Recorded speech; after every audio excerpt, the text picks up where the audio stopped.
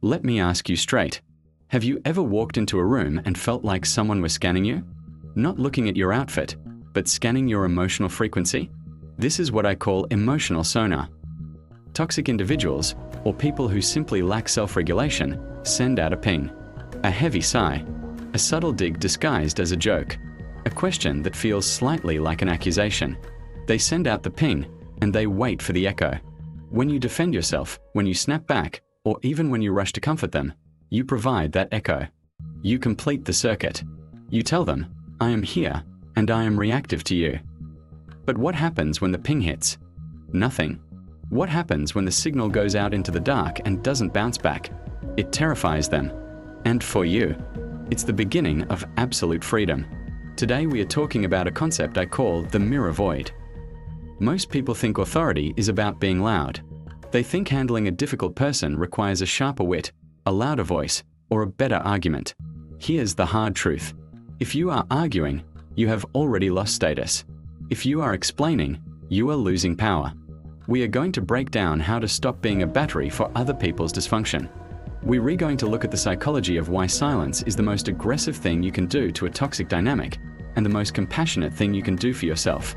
That exhausted feeling you have after dealing with them? That's not just in your head.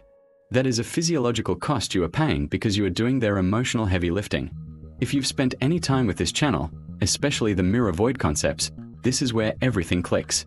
We are going to cover 3 specific techniques: the 3-second gaze, the Unreaction, and the OK pivot. Let's break it down, people. Before we get to the techniques, you need to understand the mechanism. Why do they do it? It's a trap, but it's not always a conscious, villainous trap. Often, it's a mechanism of emotional regulation. Think of a toxic or chaotic person as a leaking tap. They have internal pressure, anxiety, insecurity, boredom, self-loathing, and they don't have the internal plumbing to hold it. They leak. When they provoke you, they are essentially trying to hook a hose up to you so you can drain that pressure for them.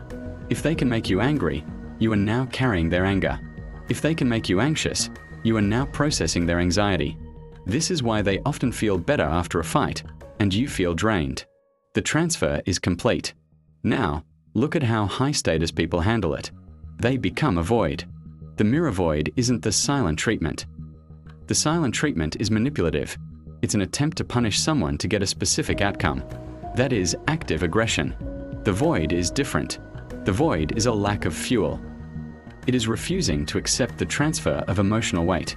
When you become the void, you mirror back exactly what they gave you. Nothing. No validation, no anger, no defense. You force them to sit in their own silence. You force them to keep their own pressure. And here is the part most folks miss. You aren't doing this to teach them a lesson. You are doing it because you only have so much energy in a day, and spending it on regulating a grown adult is a poor investment. That urge you feel to correct them? To set the record straight? That's just emotion talking, not necessity. So how do we apply this? Technique number 1, the 3-second gaze. Let's say someone hits you with a passive-aggressive comment. Must be nice to leave work early again. Or I see you finally decided to help out. Your instinct, your training, is to fill the silence immediately. You want to explain. Oh, I actually stayed late yesterday. Or I've been busy with the other project. Stop. When the ping hits, do not echo. Instead, look at them. Count to 3 in your head. 1, 2, 3. Maintain eye contact. Keep your face neutral. Not angry, just blank. High resolution, high clarity, 0 reaction. What does this do? It breaks the rhythm. Social interaction is a tennis match. They hit the ball.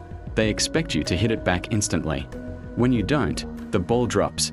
They have to look at it. It triggers their insecurity. Silence is a vacuum.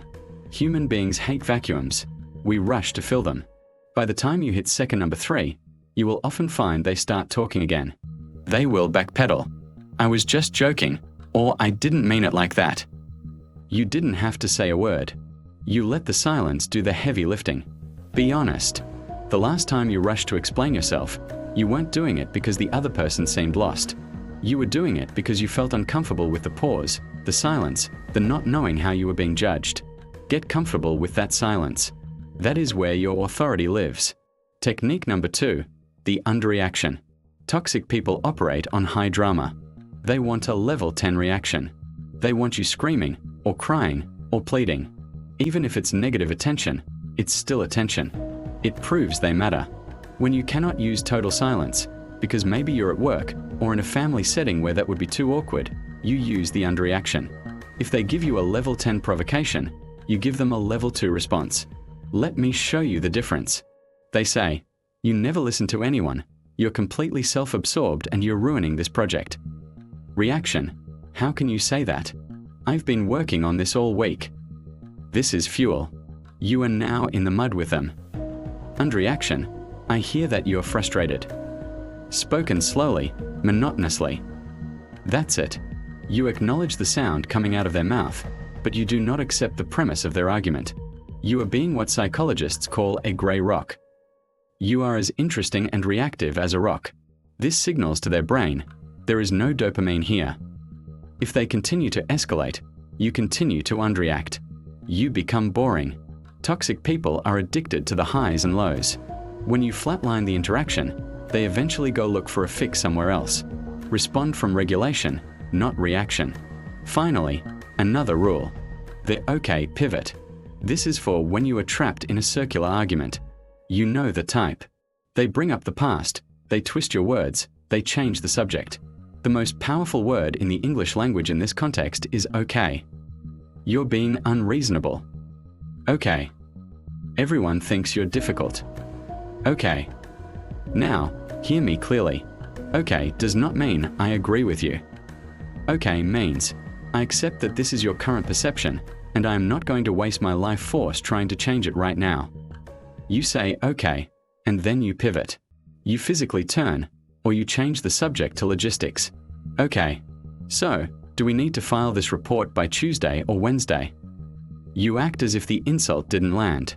You treat it like background noise. This is the ultimate display of status. It shows that their opinion of you is not the architect of your reality. Here is the bottom line.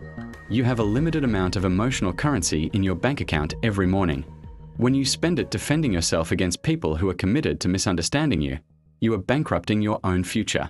We are not here to teach dominance. We are not here to win the fight. We are here to realize that the fight is a hallucination.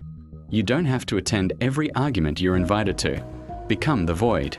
Let their chaos pass through you, not stick to you. If you want to build a high-res mind, if you want to operate with this kind of clarity, make sure you are subscribed. Keep your peace.